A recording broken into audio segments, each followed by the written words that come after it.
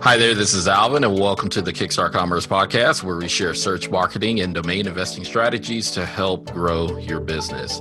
In today's episode, our guest is Margot Bushnaq, an accidental domain investor and serial entrepreneur, having founded Boxador.com and BrandBucket.com. Today, Margot and I discuss why she considers herself an accidental domain investor, how a domain incubator led to founding the industry's top marketplace for brandable domains.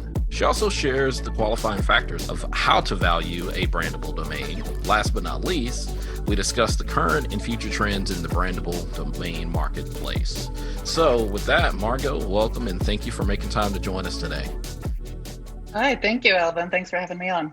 Certainly. And so one little tidbit here, I actually feel privileged and honored because Margot doesn't do interviews too often. And so the fact that she said yes, I went dancing around the room. I think I even went for a walk around the block. That just truly made my day.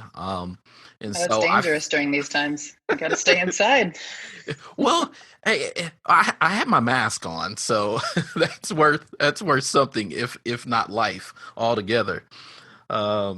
So it's good to have you on. So to kick things off, I mean, why don't you share briefly at a high level with our listeners a bit about yourself, who you are, your personal and professional background?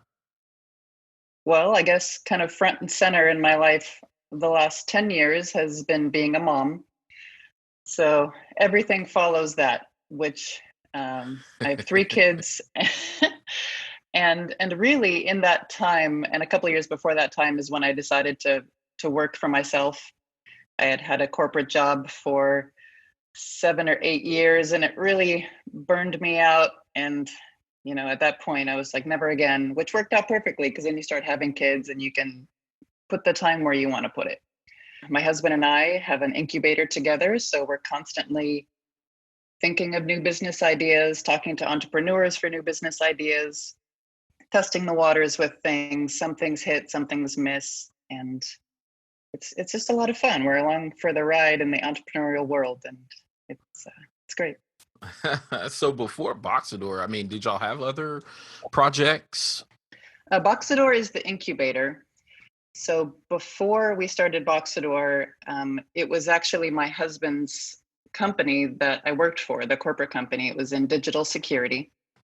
Top floor was a bunch of hackers from all around the world breaking stuff. Bottom floor was a bunch of salespeople selling software to help fix broken stuff. And I was kind of the glue in between. I was working, I was a systems engineer, so I was building a lot of software to connect all the parts between the software and the licensing and marketing and all that stuff. And so when we started Boxador, it was kind of, or actually that corporate company came out of an incubator. A few years before that, there were 3 or 4 companies being built all at the same time, and the .com bubble hit. And the 3 companies that had customers that were the people who collapsed had to shut down, and the last remaining company was this little tiny security software thing that we had started with a little hacker, high school dropout, had just had an idea. And that grew into a very, very big company with 150 employees and selling to governments and banks. And That's amazing. And so you start small with a lot of little ideas. One grows really big, and then you finish that and you start all over again. So Boxador was the incubator, lots of little ideas. We've had one get really, really big and exit, and the other ones are like BrandBucket, they're chugging along and funding our fun, funding our ability to try to build new stuff and keep an engineering team going. And it's a good model for us. We have so many ideas, and it's fun to be able to have the resources to try some of them out. That's what I was about to say. I mean, it sounds like you really have both you and your husband have your hands in a lot of different pots, if you will, or another analogy would probably be plate spinning. You all seem to have a lot of plates spinning at any one time. Yeah, and you definitely have to segment your week. You give certain parts of certain days with focus on the different products, or else your head starts spinning with the plates. You You have to sit down. We have a product manager for each product. And so you just sit down and focus and look at the roadmap and look at, pain points and possibilities for each one.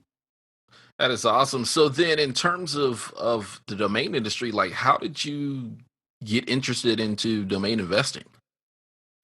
That was, like you said, kind of by accident. The summer after I quit my corporate job, I was doing a lot of nothing, and we were brainstorming ideas for products like we always did. Together, my husband and I had maybe 100 domain names that were names that we had bought for ideas, but then never developed.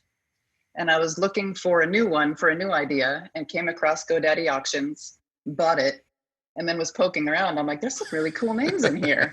And I fell in love with 5 and 6 letter invented names, just names that meant nothing. And for no future plans of selling them at all, just purely because I thought they were cool, I started buying them.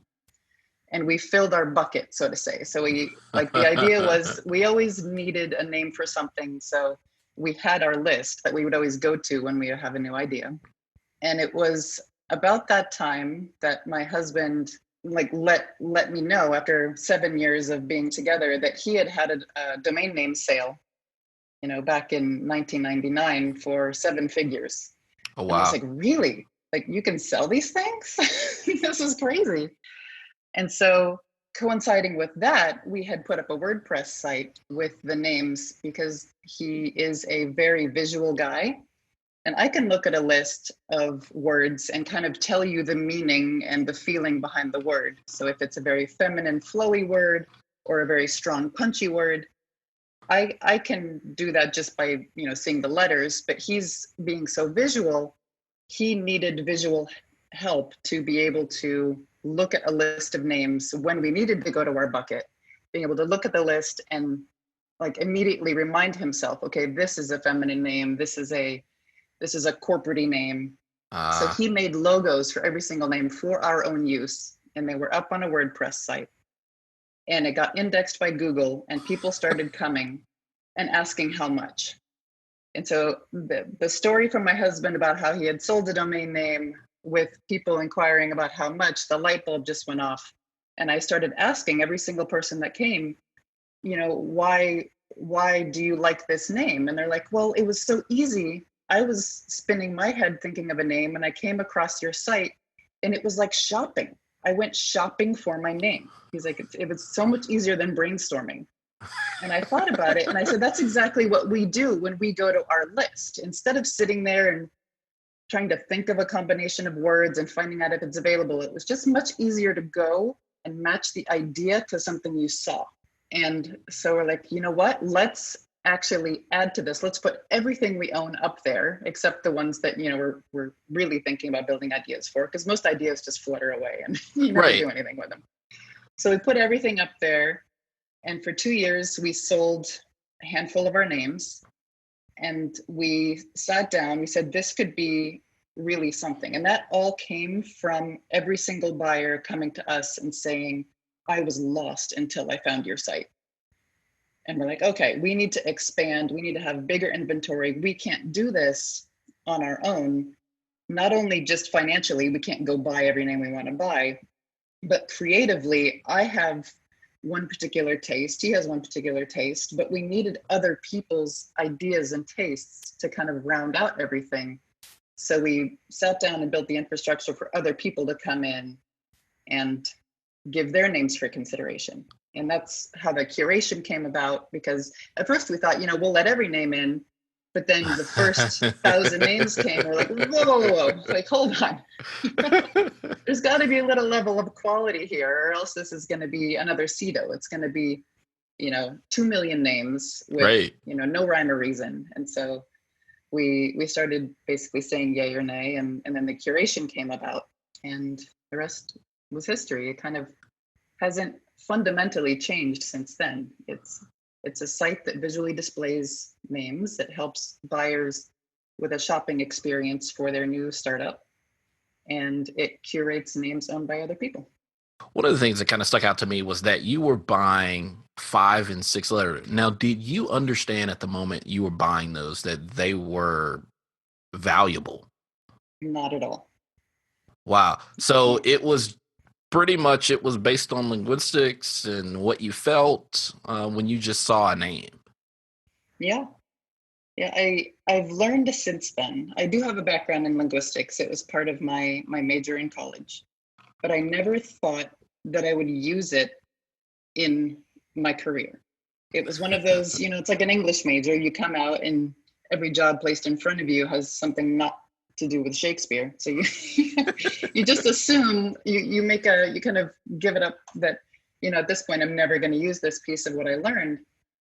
But it just over time, and again, mainly just from the people coming to the website and my team around me, they have made me realize that this linguistic background is what makes our curation special, I think. Right. And kind of what made me fall in love with those names was really the feeling that they gave more than what they meant, because the core base of names that we put up in 2007 were just invented 5 and 6 letter names that meant nothing. Amazing. Now, were most of those, I would assume, were probably expired auction purchase, or did you actually happen to register or hand register some of those? They were all expired auction. I have the same problem that the people who use BrandBucket do, where I have a lot harder time thinking of something than seeing it and knowing I like it. So hand registering is very, very difficult for me, and I second guess my own taste. But if I look at a list, I can tell you what I like. Interesting. So then, looking through expired domain auctions, I mean, so obviously everyone else, you're probably bidding against other people, but I guess at any given moment, I'm assuming that you're probably buying in some cases the mid three figures, maybe four at that moment in time. But seeing some of those domains, I guess, like, was there any sort of sticker shock along the way of like, why are people paying or bidding these names up? They weren't back then. That was the beautiful thing, is there were 5 and 6 letter names going and nobody else was bidding on them. So That and is, in the last couple of years, I've tried to get back into it, and that's when the sticker shock hit me. oh, good luck. Good Yeah, luck. I mean, exactly. I've seen, domains that probably 4 or 5 years ago, you probably would have gotten for anywhere from $150 to $200, and they're well into the thousands, if not, two and 3,000 here or there, depending on what that given combination is. So that's interesting. So then, in terms of, so when you all put the names up, obviously you put them up, it gets, I guess, lightning in a bottle moment in terms of Google indexing it. People start coming. How did you all figure out how to price or value those given domains that were being inquired about? It was really a little bit of research on kind of what people are willing to spend when they're starting a business, willing to spend as a whole, on incorporation, on trademark fees, on everything, and kind of what's the maximum we can charge where we don't have people walk away. So really the first 2 years before we opened it up to other people's names was a lot of trial and error. We were changing prices all the time, kind of testing the threshold of, what would make people buy instantly and what would make people really, really feel like they had to negotiate. And it was very important to us, the buy instantly price. Yeah, that frictionless purchase. Yep.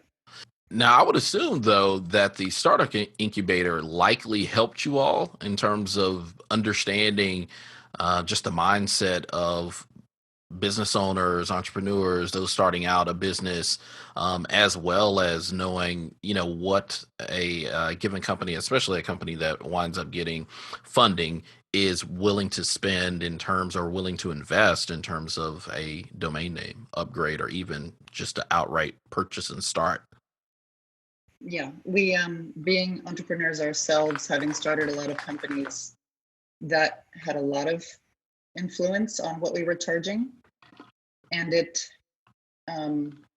as we've found out as the years have gone on, the majority of our buyers are second, third, or fourth time entrepreneurs.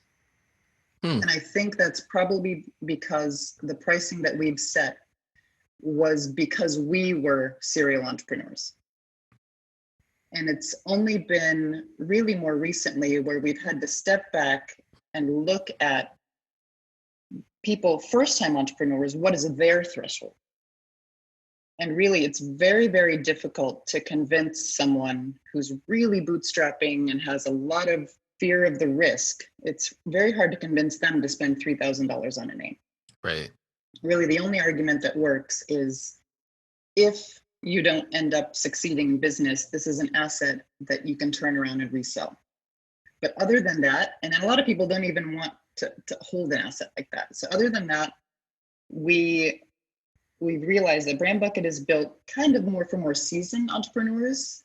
And we've been building this year other channels to support first-time entrepreneurs and to bring them into the world of domaining in kind of a more gentle way. So we have a crowdsourcing, help me find my name, where you pay $250 and then you get a hand-reg name behind it. And so but all that time we're trying to kind of build a community and build a group of entrepreneurs by keeping them engaged after they go through that contest purchase, so that when they do build their second or third or fourth business, they know about us and they know where to go for a name that's faster. And at that point, they usually have a little more padding in their pocketbook, Right. and they can absorb the risk a little bit more, as it were, and they're more willing to spend a little more on their domain name. So that's an interesting notion of, and I want to kind of circle back to it, is that a first-time entrepreneur, even though the sell to them is, hey, even if you aren't successful, you can still hold this as an asset and be able to likely flip it or either redevelop or reimagine it as something else. But that is an interesting notion that most would not want to hold this type of asset. I mean, why do you think that's the case? I think they're unfamiliar with the industry of the domain aftermarket. So really, it's the person that they're buying from or potentially buying from that's telling them that they can resell it. And there's a matter of trust there. They probably know GoDaddy, but they haven't gone into the GoDaddy auctions because it's a bit difficult to find the auctions if you are just going straight to GoDaddy.com. The domain industry is a very large place, but still I feel like maybe only 20% of the population of business owners know about it. The aftermarket, I would say. Everyone at this point kind of knows what a domain is, but they've been seasoned that they've been trained that a domain name is $10. So Right. it's only after you've kind of dug and gone down the rabbit hole of why isn't any domain name that I want available to me that people start seeing the other side of it being an asset. It's the Wild West of people just putting a stake in the land saying, this is mine. Now, 200 years later saying, you can't just have this piece of land. It's owned by somebody. You need to pay for it now. Wow. And really getting down to getting deeper into the mindset of, because the next question is, well, why should I pay that much? It's just a domain name. And likely most cases, I would imagine most people would just say, you know what, I'm just going to move on. I'm going to go somewhere else. I'm going to, or choose a different name. Where in your case, in terms of BrandBucket, it actually probably works to your favor that if they did find something and it wasn't necessarily in the price that they wanted, there's still a trove of other names that are likely going to catch their eye and likely at different price points, I would imagine. Yeah, we still, our lowest price point is still around $1,500, which is kind of a tough pill to swallow still for first-time entrepreneurs, but it does help. We run the range from 1,500 all the way up to 2 million. So we've got something for everyone, as long as you can reach the 1,500 mark. Got it. Now you also, I guess, acquired, what was it, BrandRoot.com? And Yeah. how long ago was that? I mean, That was exactly 1 year ago. With that. Oh, I thought it was a couple years ago. Well, it probably seems that way with COVID. Yeah. Everything seems to be a far distant memory of the past. So exactly 1 year ago. So what brought about making that acquisition? Well, we had been in contact with Michael of Brandroot really since the beginning. He was a seller of ours who saw the opportunity that we were building, saw that he had his own taste in names and he had his own very big collection of names, and went off on his own, and he had a lot of really good success, and had he was very great at SEO. He had a lot of good success with organic search traffic, and I think that drove a lot of his business. And then he had some unfortunate success or lack of success with SEO. Google does what Google does and decides all of a sudden one day that they don't like you. And and I think around that time he was just looking kind of for a change, and he reached out, and we've always stayed friendly, and he reached out and said, "You want to do something?" So we worked together and kind of found a good point for both of us to bring the sites together, to bring the inventory together, and to basically use BrandRoot going forward as one of these many sites that we're talking about of trying to get into entrepreneurs in different ways, try to get in front of them in different ways. Gotcha. And it's still its standalone brand even today, right? It is. A savvy person would notice that the inventory is exactly the same on both sites, but we're just going about the search into the inventory differently. We're testing a few things. Nice. Nice. So then, now, how did that doing that purchase so a year ago? Like, what's changed within a year since making that acquisition? Not too much. A year is really short Right. in the life cycle of building a business. The increased inventory has helped. Definitely, we saw about a 20% uptick in amount of names sold, which coincided with the amount of names that came over. And one thing, again, going back to when we decided to open up our marketplace for other people's names, it was about a taste. And so BrandBucket has always had one particular taste, primarily driven by me, and BrandRoot had a different taste. And I would look at it and I'd be like, oh, I don't really like that name, but then that name comes over and it sells, and I have to tell myself every day, you know, that there are many different tastes in this world. That's awesome too. That you could look at a name, look at it on another marketplace and go, I don't know about that. Bring it in, it sells. But then also it probably changes. I mean, there are probably names that you look at and you go, that has no business selling for what it sold for. Oh, but it did. And it, likely becomes a data point that use going forward, I would imagine. Exactly. Yeah. And So the brandables are a weird type of name.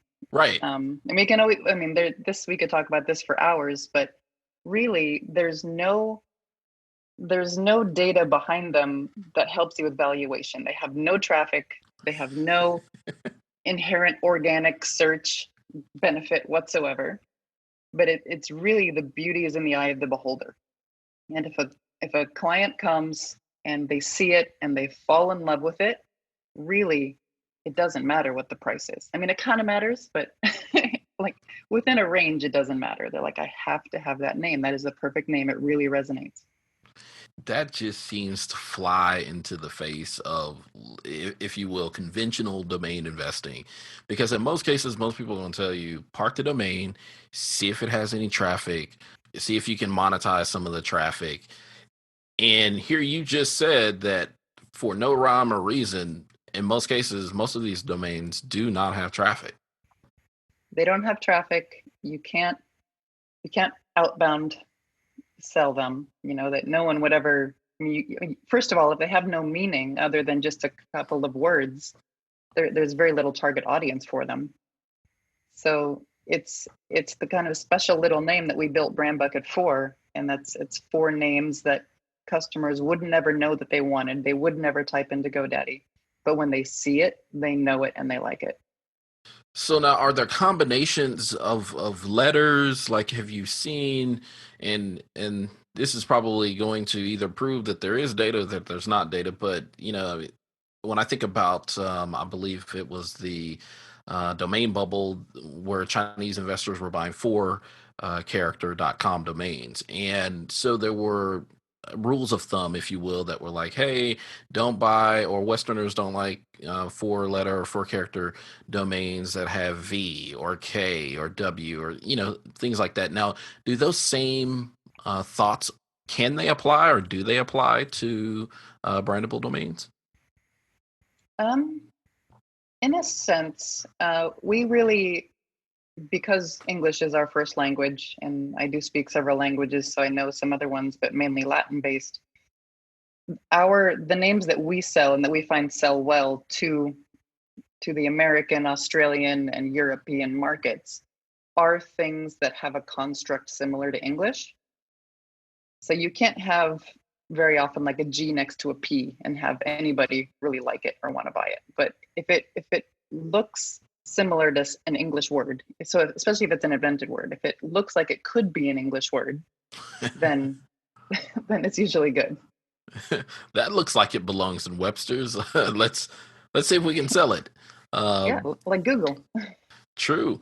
And so that's an interesting thing of just one of the examples that you gave there. If a G is next to a P, I guess, are there others that are kind of like that? I mean, it's probably something like, hey, if there's a Q next to a P, or just other common ones that come to mind that you think about that you would go, hey, you probably want to leave that one alone. No, there's so many combinations of good ones and there's so many combinations of bad ones. Hmm.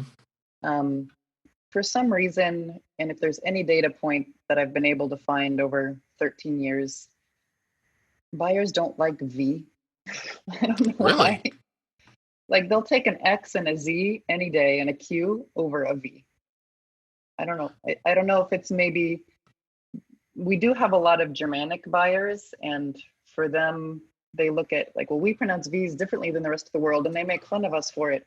Uh, Maybe they don't want the V, but which I would think the same thing would be with the Z or the Z. yeah. It's like, okay. So that is that. So that's something to consider. It then is who that, based on what letters or combination of letters you have, is probably going to either open you up to a larger number of buyers, or it limits you to a certain group of buyers, I would imagine. Yeah. And so then, in terms of I kind of want to circle around to the terms of the curation. So obviously, we likely have listeners that are out there that are going to feel, oh wow, I didn't know anything about BrandBucket, and I want to go over and submit my entire portfolio. What does Margot say to that? I Well, we think I do. know. Yeah. We've tried to discourage people from doing that by we have a $1 per name submission fee. And not Ah, only does that help kind of foot the bill of the work that we put into it, but it was put there so that people wouldn't come dump 2,000 names on us. Like, we really want you to look at the site, look at the kinds of names, and then go back to your own portfolio and pick the first 10. We give everyone 10 free names when they first sign up. So take the 10 that you think are the best match, give them to us.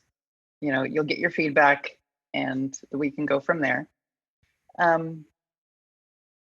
Any brandable marketplace, so BrandBucket and everything else that kind of considers itself a brandable marketplace, should be for names that do not have high type in traffic, that are hard to sell outbound, that really are the names that you love and you don't know why you love them because there's no data to support why it's a good name. So just you find the gems. And like, I was just thinking one day that Disco Sloth was really cool, and I went and Disco Sloth was available, and I registered it, and I don't know why I like it. It just creates such a funny picture.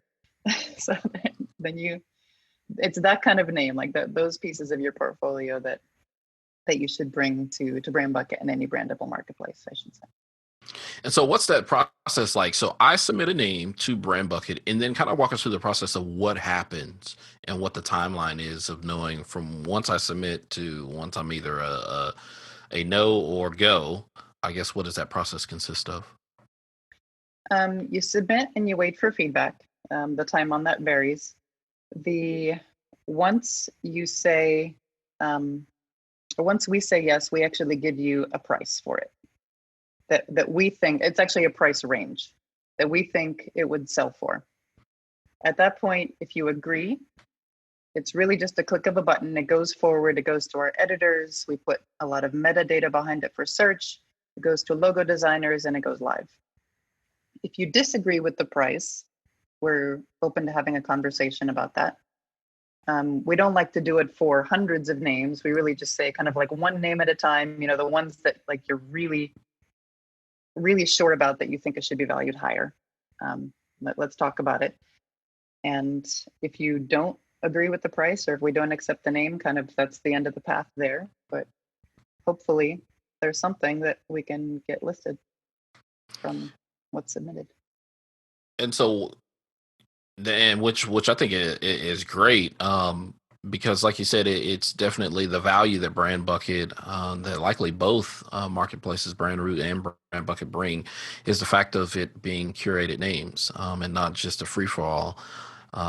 That being said, now the one thing that I think about is obviously it's more than just a single domain. So when I think in terms of just a domain name by itself, there's also just the added value of one, you're being advertised, or this domain investor's domain is being advertised on a marketplace, but you're also bringing light to that given domain by adding a logo to it. And so, I start thinking about just the many things that now start to stack up, and create a greater opportunity for a domain to sell.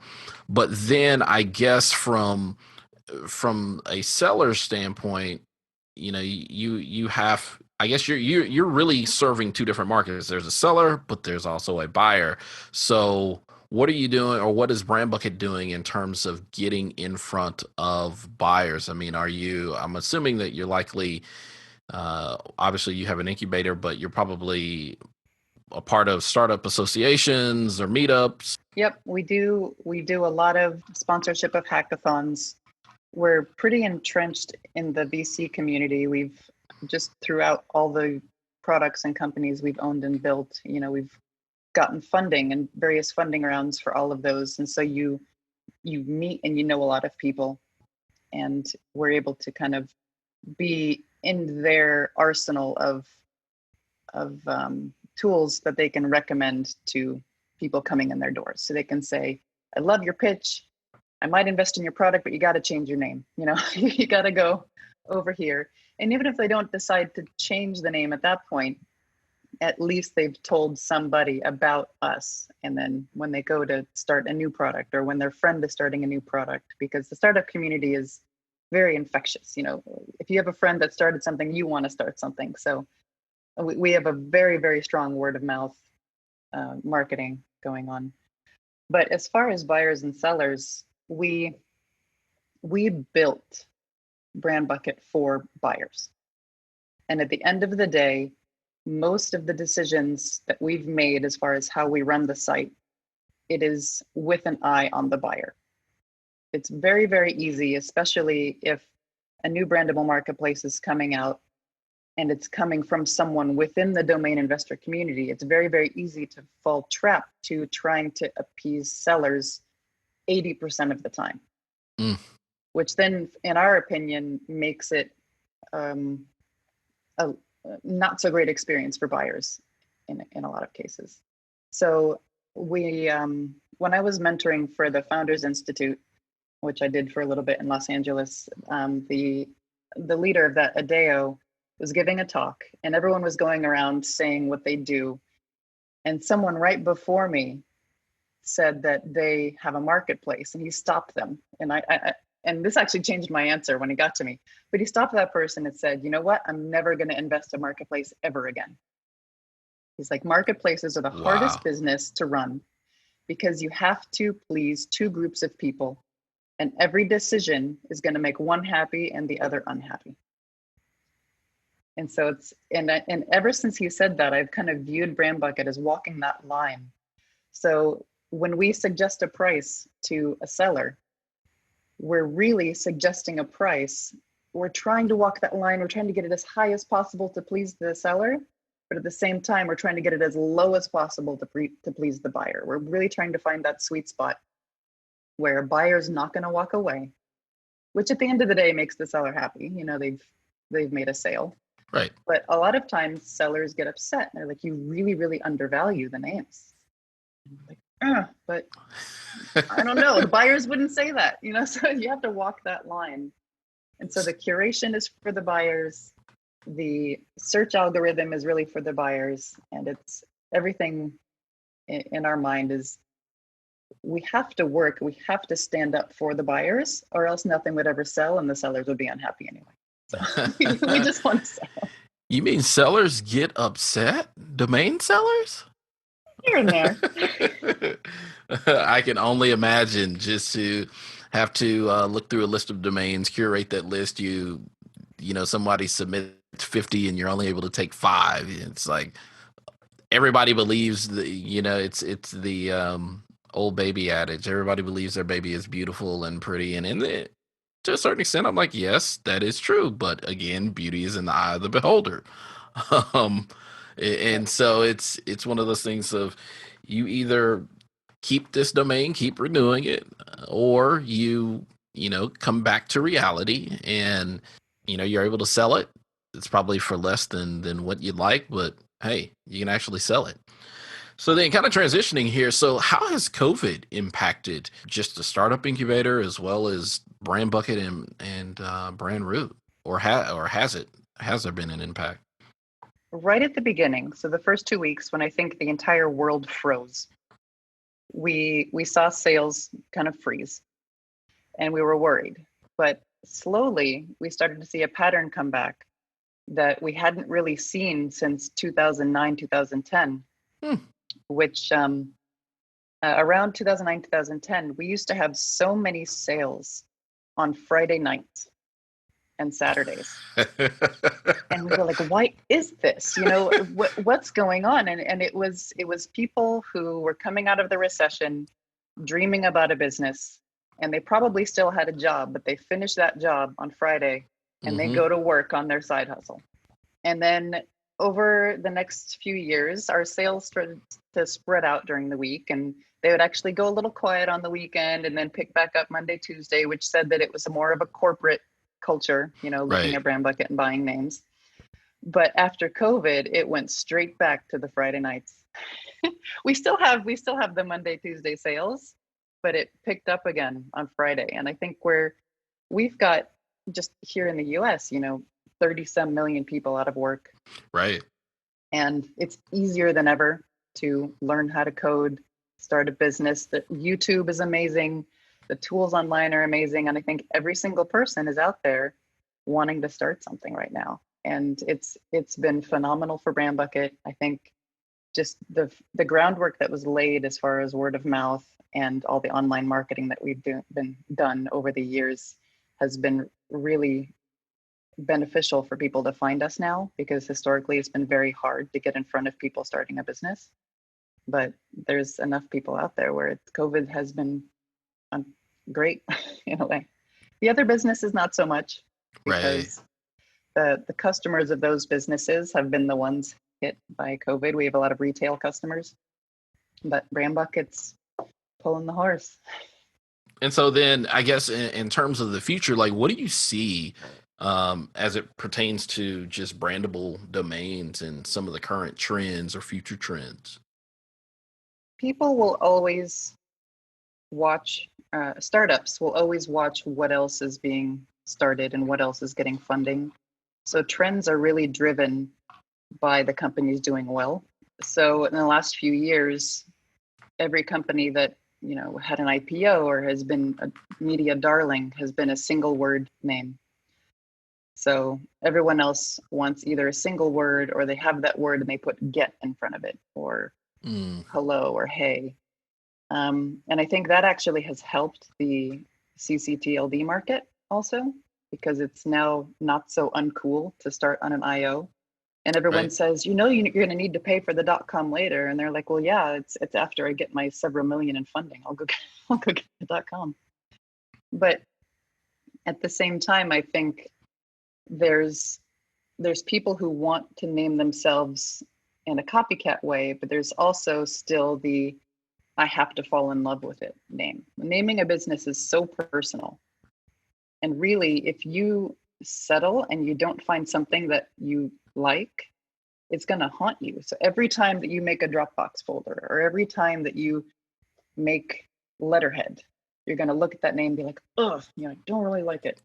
But so I think trends are one thing, but at the same time, just having a variety and putting that variety in front of people means that every kind of name is still got a chance. Someone's going to fall in love with something. Now, you mentioned the CCTLDs. Now, I'm assuming then BrandBucket is really focused on .com, right? We do have some LYIO and ME, and we're considering maybe opening up a few others. But they have to be stellar. They have to, like, the data points for how much those sell for, like, really, because our minimum is 1,500, because that is the audience we're going after, and that is where all of our marketing dollars are spent. It has to kind of be in that range to make the cut. Yeah, because at least at the time of this recording, .io, I mean, it seems like it's on fire. Oh my gosh, I was just watching an auction that went over 2,000. I was like, oh, like a year ago, I could have gotten this for $20. Exactly.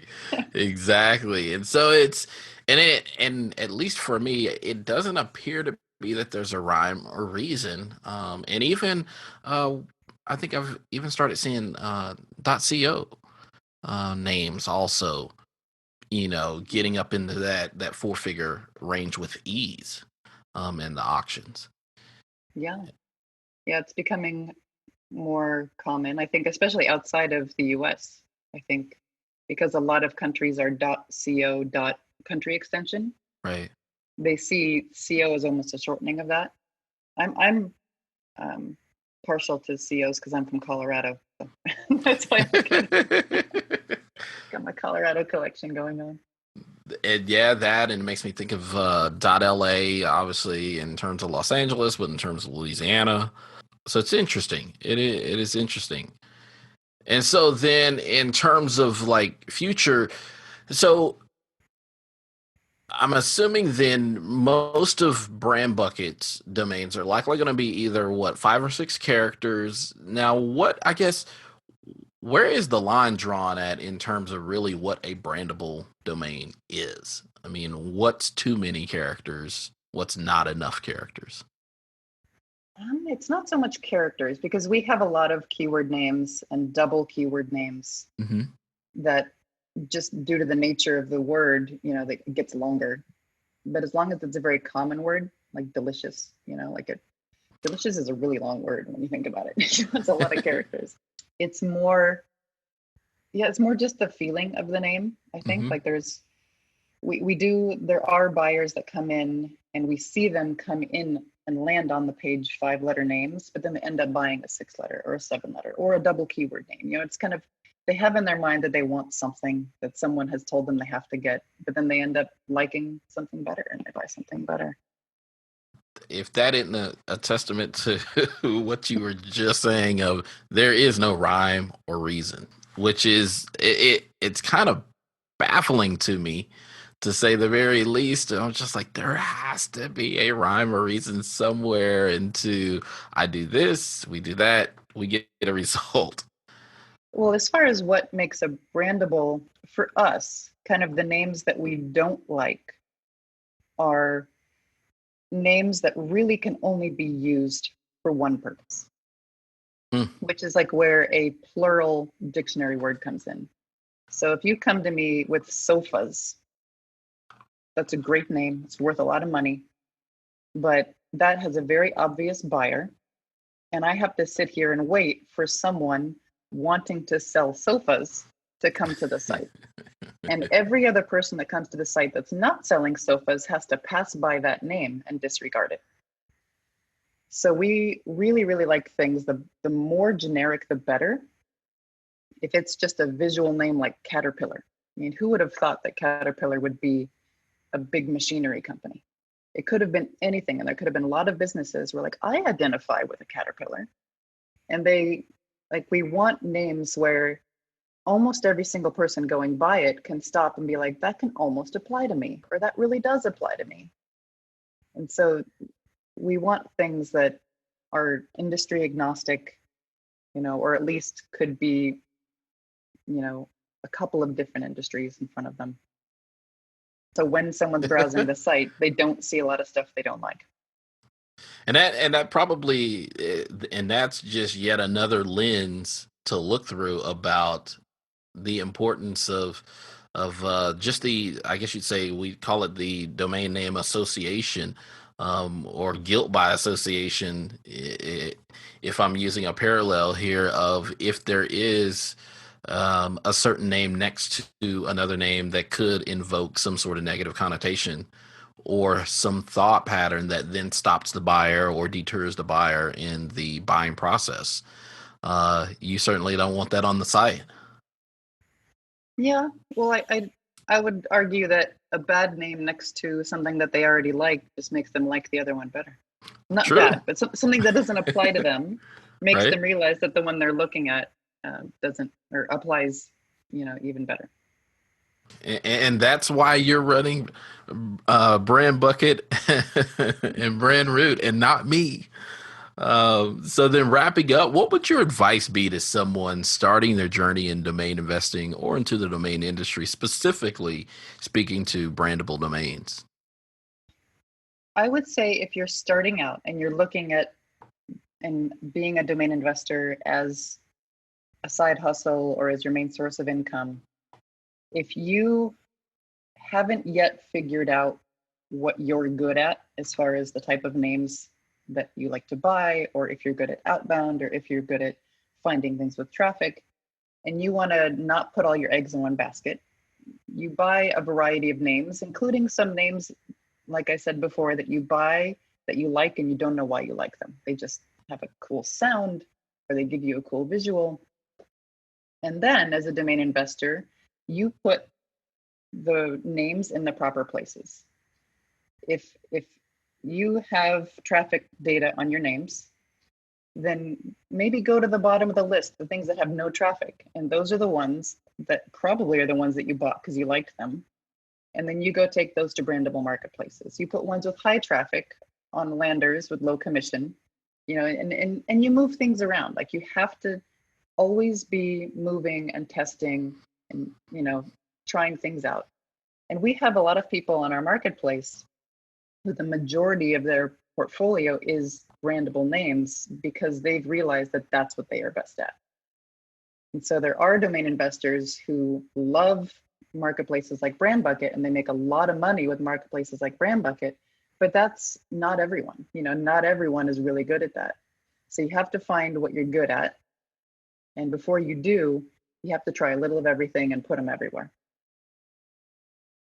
Amazing advice. Amazing advice. And I don't think if there's anything worth listening to, like specifically for the newcomer, it was just this last minute to 2 minutes of, I'm like, before you go out and hand register, before you go out and even invest in auctions, like go and listen, re-listen and re-listen and re-listen, because I can tell you that there's so many folks that enter into the industry, and it's kind of it's the pinball effect. They're kind of all over the place, not realizing what they're good at, not realizing their strengths, not realizing their weaknesses, not realizing threats, opportunities, and how all of that plays, together. So that is phenomenal advice.